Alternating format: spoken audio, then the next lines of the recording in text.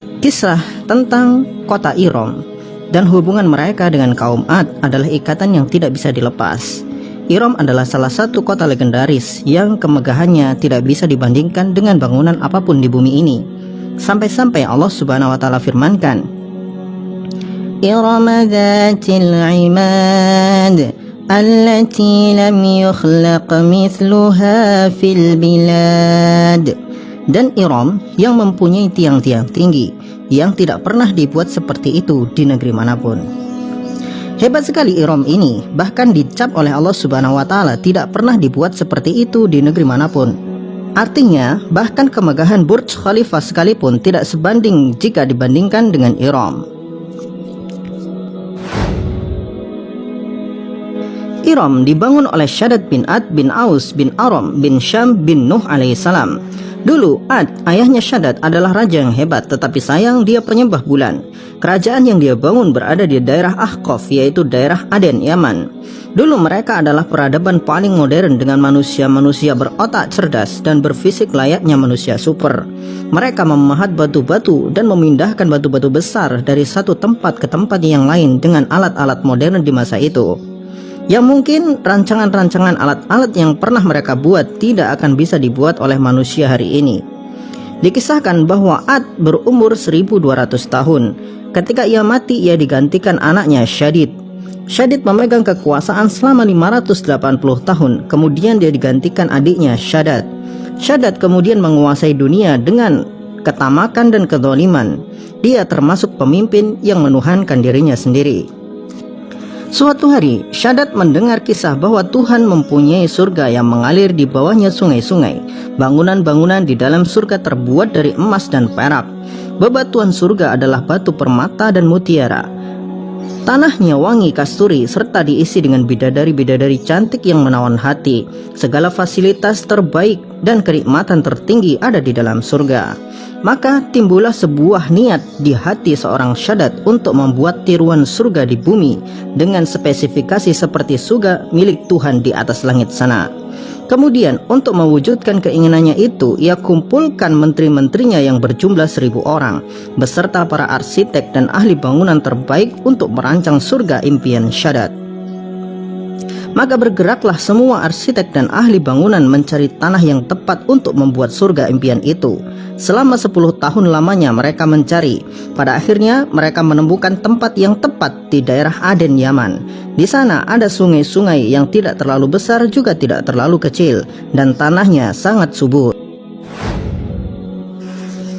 Maka dimulailah proyek pembangunan surga dengan melibatkan para arsitek dan ahli bangunan dari penjuru dunia. Kala itu untuk memenuhi kebutuhan emas dan perak sebagai lapisan bangunan supaya benar-benar mirip dengan surga milik Tuhan di atas langit sana, maka Shaddad memerintahkan prajuritnya untuk mengumpulkan semua emas dan perak serta batu-batu permata dan mutiara dari setiap orang yang ada di bumi ini. Siapapun yang melawan harus dibunuh. Inilah obsesi paling gila yang pernah dimiliki oleh manusia. Pada akhirnya kota surga itu selesai dikerjakan dan hampir memakan waktu 1 abad lamanya. Bangunan yang terbuat dari batu berlapis emas dan perak berjejer-jejer di kota itu. Sungai-sungai yang diatur sedemikian rupa sehingga sangat indah dihiasi dengan bunga-bunga berwarna-warni. Mutiara-mutiara dan batu-batu permata ditebarkan di dalam sungai sebagai kerikil dan pasirnya. Minyak kasturi dan minyak ambar disiramkan di setiap sudut-sudutnya. Benar-benar bangunan yang sangat menakjubkan yang belum pernah dibuat dimanapun di bumi ini. Maka hari peresmian pun telah tiba. Shaddad mengumpulkan orang-orang hebat kerajaannya serta manusia-manusia di luar kerajaannya untuk menyaksikan surga buatannya yang paling megah dan paling hebat di bumi. Sebagai pelengkap, Shaddad menyiapkan gadis-gadis muda dan masih perawan untuk dijadikan pelayan-pelayan di surga layaknya bidadari-bidadari surga. Gadis-gadis perawan itu didandani secantik mungkin dan berbaris rapi untuk acara peresmian sekaligus perayaan karena surga telah dibuat di bumi. Maka berjalanlah iringan-iringan itu menuju surga yang telah dibuat oleh Shaddad. Ketika iringan-iringan itu telah sampai di depan gerbang surga, Allah Subhanahu wa taala kirimkan malaikat untuk mengazab mereka. Ketika malaikat itu berteriak dengan satu teriakan, maka matilah semua orang di sana tanpa terkecuali. Kemudian Allah Subhanahu wa Ta'ala kirimkan badai pasir untuk membenamkan mereka semua serta bangunan itu di dalam tanah. Maka berakhirlah sudah kesombongan seorang Shaddad bin Ad. Pada akhirnya usaha seumur hidupnya untuk membuat surga, menyaingi surga milik Tuhan, hancur hanya dalam hitungan jam. Wallahu a'lam bishawab.